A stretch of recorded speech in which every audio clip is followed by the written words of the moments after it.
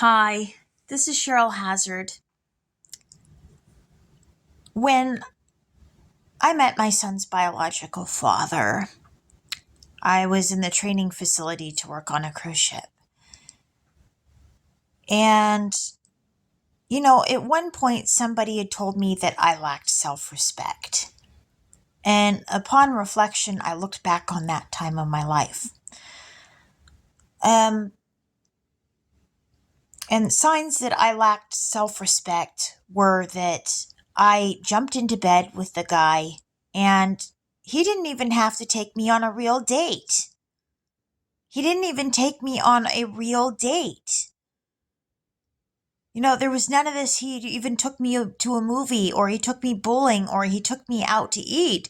He didn't have to do any of that, and I slept with him.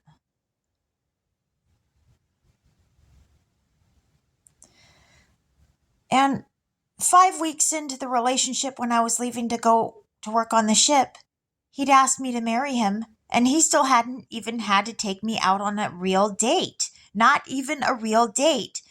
And I said yes. And 5 weeks in, I still don't know the guy well enough to be able to make a commitment.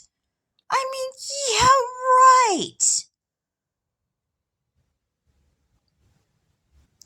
But those are a couple of examples of things where, you're going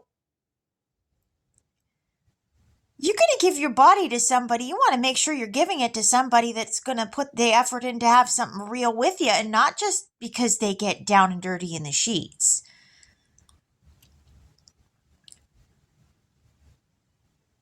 But I didn't respect myself. I let it go that way, and I said yes to a guy who really didn't have to do much to prove he had anything going on. I mean, okay, yeah, he was in the training facility for a job, so okay, at least he had a job. But the guy still hadn't had to take me out on a real date yet.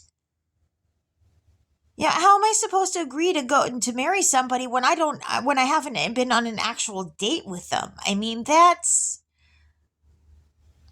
this is stuff that I didn't really think about until after the fact.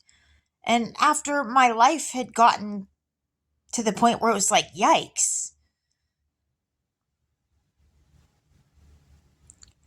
But, ladies, if you respect yourself, the guy needs to take you out on some actual dates and prove he has the ability to even take you out on a date and can afford to take you out on a date. It's. And there's more to it than that. There's a hell of a lot more to it, and I found that out the hard way.